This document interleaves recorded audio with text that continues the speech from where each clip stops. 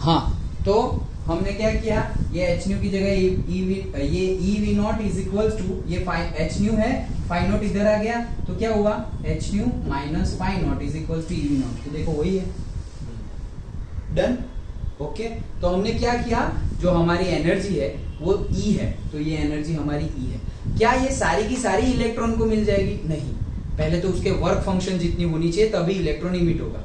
तो जैसे मैंने पहले बताया 100 जूल हम इंसिडेंट कर रहे हैं, वर्क फंक्शन सपोज 50 है, तो काइनेटिक एनर्जी 100 जूल नहीं होगी, 50 तो वर्क फंक्शन ही है, उसको निकालने के लिए ही यूज हो जाएगी, बाकी जो 50 बची वो उसमें जाएगी।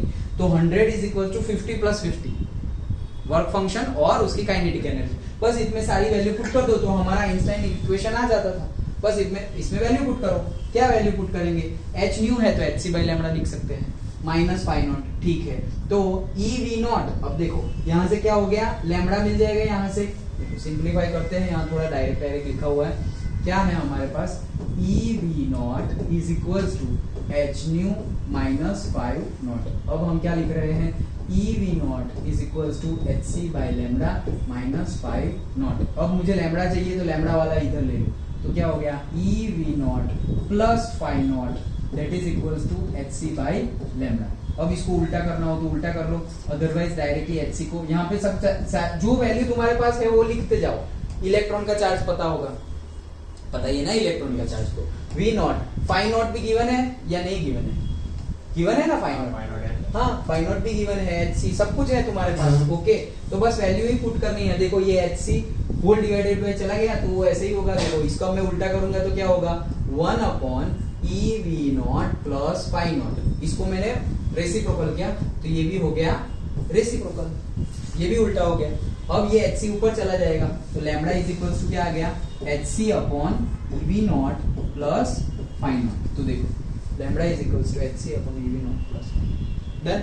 बस अब वैल्यू पुट कर दो, एच की वैल्यू पुट कर दी, सी की वैल्यू पुट कर दी, ई ये जो वी नॉट है पहले तो वो लिखो, तो वी नॉट कितना है हमारा 0.6 जैसा था ना कुछ, ये रहा 0.6 इलेक्ट्रॉन वोल्ट में गिवन है क्या, नहीं इलेक्ट्रॉन वोल्ट में गिवन नहीं है, वो वोल्ट में गिवन है। ये ई कौन सा है, ये ई इलेक्ट्रॉन का ही है, समझ में आ रहा है, ई किसका है, इलेक्ट्रॉन का है, देखना गलती से कन्वर्ट मत कर देना जूल में। ओके, सो वो इलेक्ट्रॉन का ही है, मतलब वहां पे तुम्हें चार्ज रखना पड़ेगा 1.6 into 10⁻19। ओके, तो वो इलेक्ट्रॉन है तुम्हारा।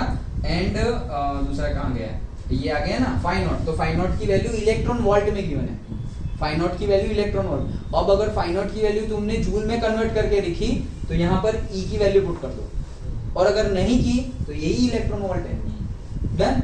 ओके, सो डायरेक्टली ये सम तुम कब कर सकते हो, जब दोनों यूनिट सेम हो, तो ये भी ईवी है ये भी ईवी है, दोनों का एडिशन हो सकता है। लेकिन अगर फाइव नॉट, ये जो फाइव नॉट हमें गिवन है ये रहा, वो अगर जूल में गिवन होता, जनरली एनर्जी किस में गिवन होगी, जूल में, अगर वो जूल में गिवन होता तो यहाँ पर तुम्हें ये ई जो हमने पुट किया है ये उसकी वैल्यू पुट करनी पड़ती, क्या पुट करते, वही पुट करते ना 1.6 into 10⁻19, डन।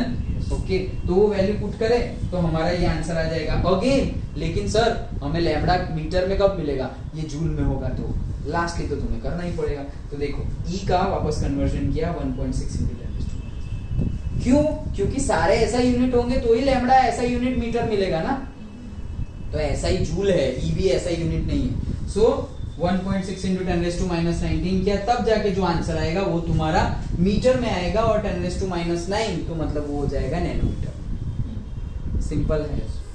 ओके, थोड़ा लेंथी हो गया लेकिन है कुछ नहीं न्यूमेरिकल में, यहाँ पर तो कुछ था ही नहीं, फॉर्मूला में वैल्यू पुट की। यहाँ पर क्या बोला है कि व्हेन करंट जो हम अप्लाई कर रहे हैं, वो मतलब जो हमें करंट मिल रहा है वो जीरो होना चाहिए, तो वो जीरो कब होगा, जब एक भी इलेक्ट्रॉन पास नहीं होगा। एक भी इलेक्ट्रॉन पास कब नहीं होगा, जब मैक्सिमम रिपल्शन होगा तब, और अगर मैक्सिमम रिपल्शन होगा वही स्टॉपिंग पोटेंशियल है, तो वो stopping potential is equal to क्या हो जाएगा, काइनेटिक एनर्जी।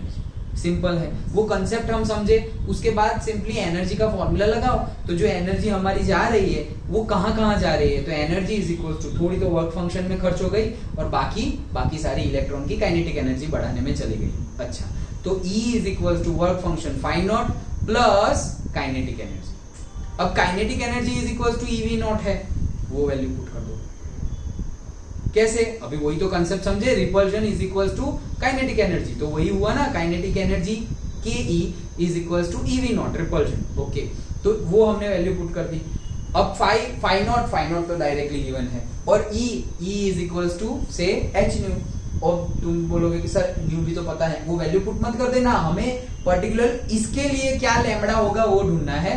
तो एच न्यू के बदले हम क्या लिख देंगे, न्यू के बदले एच सी बाई लैम्बडा लिख देंगे, और फिर सी की वैल्यू पुट कर दो, सिर्फ लैम्बडा अननोन है, सारी वैल्यू पुट करोगे तो तुम्हें मिल जाएगा लैम्बडा। मीटर में रखोगे तो भी चलेगा, इंटू 10⁻⁹ मीटर वैसे, और सिंपली नैनोमीटर में पुट करो। डन, समझ में आ गया?